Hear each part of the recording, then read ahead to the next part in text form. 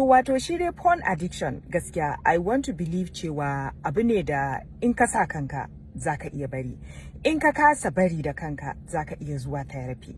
Maganan gaskiya. Sannan yanda zaka iya barin porn addiction is ka cire ma ranka duk wani abu, ka cire duk wani abu da ke sa ka shiga wannan hali.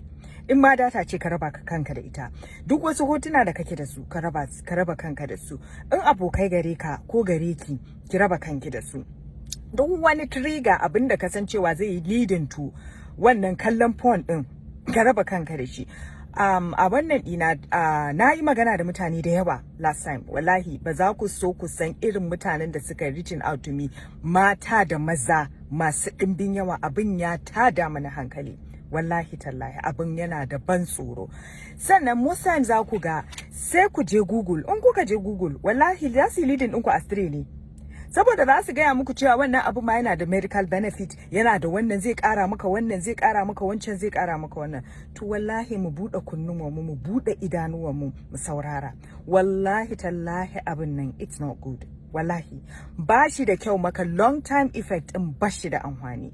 Mutane da yawa da ne magana da su abin yana da ban tsoro, saboda duk wanda ya reaching out to me sai na tambaye shi ka fara experiencing side effect. To in gaya muku 99% of wanda suka reaching out to me suna experiencing side effect in shi na masturbation kenan. Sannan da yawansu sun fara ne saboda kallon porn. Da yawansu za mu iya cewa mu over 60% ɗinsu ko kuma a ce ma 70% sun fara ne as a result of kallon porn da suke yi. Wasunsu kuma sun ce ba ma su san, wasunsu abokansu ne suka gwada musu, most especially na maza ɗin nan sun fara girma, they don't know what they are experiencing ba su san me jikinsu, changes ɗin da jikinsu ke wannan ba. Shi yasa kwanaki ne video na ce maza su ringa tallafa ma 'yan uwansu maza da bayani akan canji da ke faruwa a cikin jikinsu, saboda wani lokacin za su tashi rana ɗaya su ga jikinsu ya canza, abubuwa da yawa na faruwa da su, ba su san me ke faruwa da su ba. Abokansu ne kaɗai za su ba su shawara, abokan suka ce musu ku je ku yi kaza, ku je ku yi kaza, shikenan sun tsinduma ba su sani ba. Da yawansu za su ce maka sun fara daga 14, shekara 14, shekara 15, wasu har shekara 13, ba su san ma menene abin ba, sai da suka kai shekara 24, 25, 23, 28, wasu har 30 za su ce maka, wasu za su ce maka sun fara yi tun shekara 15, wani zai ce maka shekara 17. Bai san menene ba, bai san illan masturbation dinnan ba har sai da ya shiga ciki ya yi nisa, ba su sani ba. Su dai kawai sun tashi sun ga kansa a ciki. So abin da ya kamata a yi tun daga porn yake farawa. In ma data gare ka mai yawa, ka bar saka mai yawa. Duk wasu hotuna da kake da su a wayanka da za su iya tada maka sha'awa, a cire su daga waya. Duk wani aboki da kake da shi ko kike da shi da yake leading ɗinka, yake encouraging ɗinka, in ma saurayi ne, in ma budurwa ne, a rabu da su. Rayuwarka da lahiyar jikinka ya hi komai. Wallahi abin nan akwai wani da ya gaya mani, ya ce wallahi abin nan hakansa yake sawa, lalata jikin ɗan adam yake yi ba kaɗan ba. In kai kwana ɗaya, kwana biyu, kwana uku ba za ka ga effect ɗin ba, but addiction ɗin ake tsoro. Wasu za su ce yana hana su yin zina. To ni gaskiya, magana gaskiya shine ba wai an ce ka je kai zina ba, ba shi wannan abin da zai hana ka zina. In ka zo ka hora shi kuma kana iya zuwa ka zama very addicted to it. At the end of the day zuwa affecting rayuwarka. An ce ni a wani da ne magana da shi ma yace hakokola take aiki affecting with it. Depending on, ba wai an ce wannan is dole bane, but kowane jikin mutum daban-daban ne. Kai baka san wani side effect zai faru da kai ba. But rampant side effect da nayi magana da mutane, wanda tsantsan mutane ba wai research da naji nayi ba wai karancen da naji nayi ba, wannan tsantsan wa'anda nayi magana da su zan karanto muku side effect inda suka gaya mani, suka ce sun yi experience. Wannan mutane ne da suka yi shi 6 years, wasu za su ce maka ma 4 years, wasu za su ce maka 2 years. Kowa da irin jikin shi, wani jikin shi zai iya withholding shekaru, wani kuma jikin shi bai iya wannan hakurin, karancin wannan gare shi, karfi gare shi.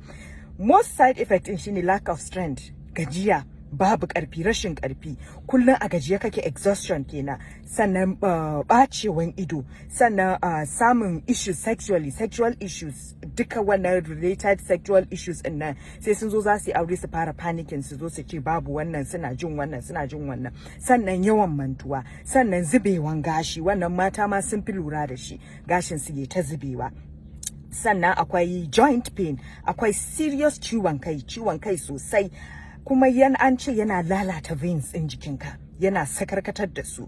Sannan sai kuma rashin incontinence, rashin rike fitsari ya ta zuba, da ciwon baya, da laziness, da kuma general body pain. Zaka ji jikinka kullu yaumin yana ciwo. Wasu ko office ba su iya zuwa, haka za su shididatar da aiki, su rasa me ke kawo musu wannan matsala.